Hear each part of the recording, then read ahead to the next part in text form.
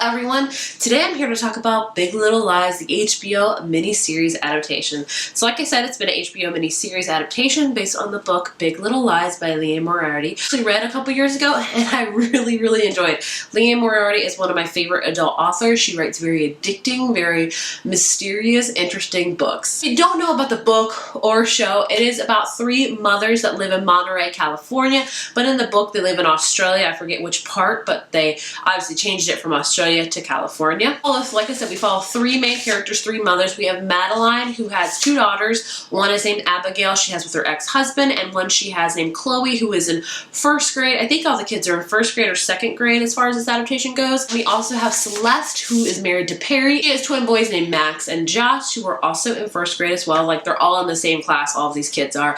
And then we have Jane, who is a single mother, and she has a son named Ziggy, and she's just moved recently to Monterey, California. The whole premise starts you off with this murder that has happened on school trivia night. You don't know who died, you don't know how they died, and you don't know who did it. So you have this whole murder that lingers throughout the whole book and throughout the whole show. And I will say, it is not the forefront of the show or the book. It's kind of that lingering thought. Like, you're reading about this book, it's very much almost like a contemporary book with a little, like, dash, I guess, you know, sprinkle of murder in there. So you have, while reading the book, while watching the show, you're constantly wondering who died. Like, they have snippets of interviewing other parents at the school of who got murdered, and you're constantly wondering who's died, who did it, who, you know, how did it happen? But the whole book follows these three women and the kind of dark secrets and the lies that they tell. The show focuses on the three women and their stories and their friendships and their marriages and a lot of like different things that makes it awesome. Before I get into spoilers, I will talk about what I thought about the adaptation overall. I have to say, I really enjoyed this adaptation. I think it fit the HBO format well. I was worried when they announced the actors that were going to be in the adaptations because they were such prominent actors. You have Reese Witherspoon, you have Nicole Kidman, you have Shailene Woodley, you have Alexander Skarsgård, you have so many other people. There's so many people that are well known in this show, and they all did amazing. I think every actor handled their character awesomely. Of course, there were a lot of differences from the book to the show, as well as any adaptation. There's always, you know, going to be differences, and overall I really enjoyed the show. I thought the show did great. I think it handled the book great. I want to see all of Hbo Miniseries books become shows now, because the way HBO did it, I was like, yes, sign me up for more.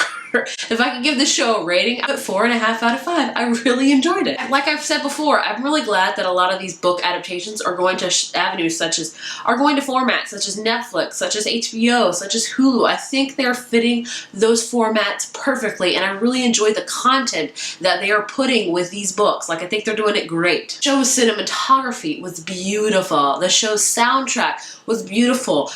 Throughout the whole show, Madeline's daughter, Chloe, is very addicted to music. And that girl's got better music taste than I do, which is probably not realistic from like a 7-year-old's point of view, but the show's soundtrack was amazing. Like, the way they shot it, cinematography was just beautiful. Loved it all. Not just spoilers, so if you haven't watched the show or read the book, probably do not watch any further. If you want to watch further, go for it. Either way, I'm talking about spoilers. The one, and probably the only main difference that I didn't love from the book to the show was the fact that Madeline had an affair. If you don't know, Madeline was very much in love with Ed in the book. That's actually one of her like only like yay happy things in the book, because like I said, the book is kind of dark, if you will. It's kind of got that dark humor going for it, which is great. But the one like silver lining happy things was Madeline and Ed's relationship. Like, they had a great marriage. So I learned that Madeline's gonna have an affair. I was not happy about it. I was like, why?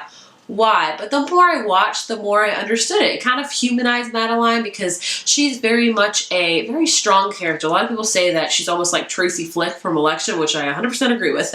But I like the way they handled I'm not in love with the change. I'm still like not super happy they put that in there, but I can understand why they did it. Another change that I really liked actually is expanding and exploring the character of Renata. Throughout the book, you hear about Renata a lot. She's another mom that the other moms don't really like, and we actually get to see more of Renata. She did great. I really enjoyed watching her character and learning more about her character that we didn't get to see in the book. Now let's talk about Celeste, aka Nicole Kidman. She deserves an Emmy for this show. Like, she handled that role beautifully. If you don't know, one of the very main topics in this book is domestic abuse, and it is scary to read about, and it was very scary watching it, and Nicole Kidman handled it beautifully. Like, I was scared for her. I thought she just acted it beautifully, and it's a very real thing that needs to be talked about more, because I know it happens a lot, but a lot of times we don't hear about it a lot because of cases like Celeste. I think Nicole Kidman did it beautifully. Like, the scenes with her and her therapist were amazing. The scenes with her and her husband at the very last episode were amazing. Like,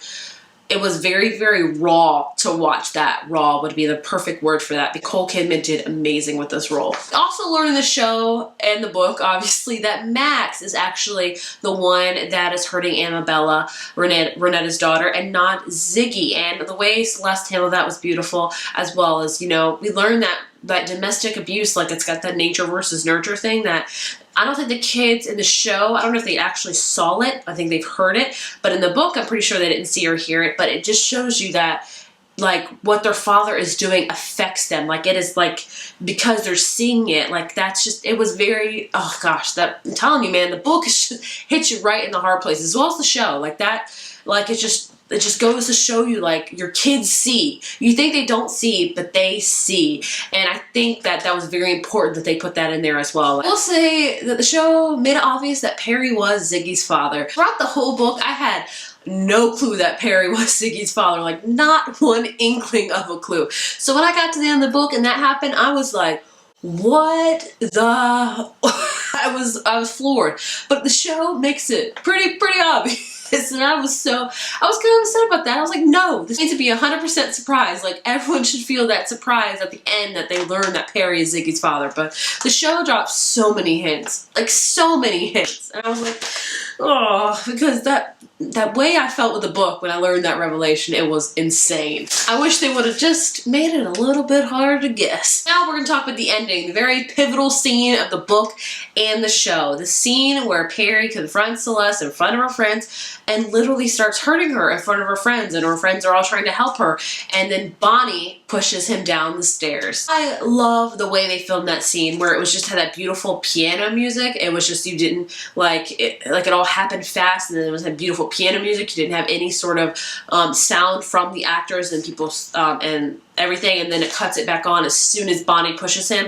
And then I also love the scene afterwards where they're all being interviewed by the police, but it's just complete silence. You just see their lips moving, and that's because the FBI director had cut off the sound. But I love the way they filmed it. The way they filmed it was just, it was beautiful. So artistically beautiful.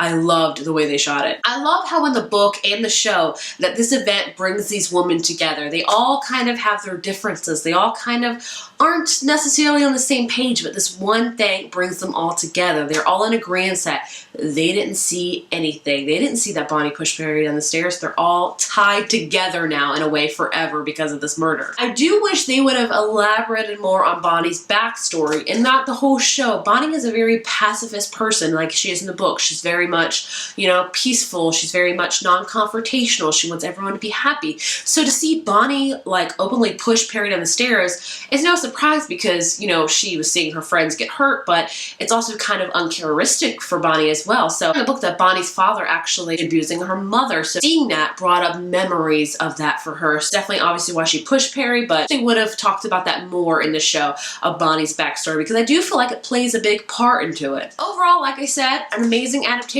I loved it. If I could say if I loved the book or the show more, it's a hard flip for me, because I really enjoyed the book.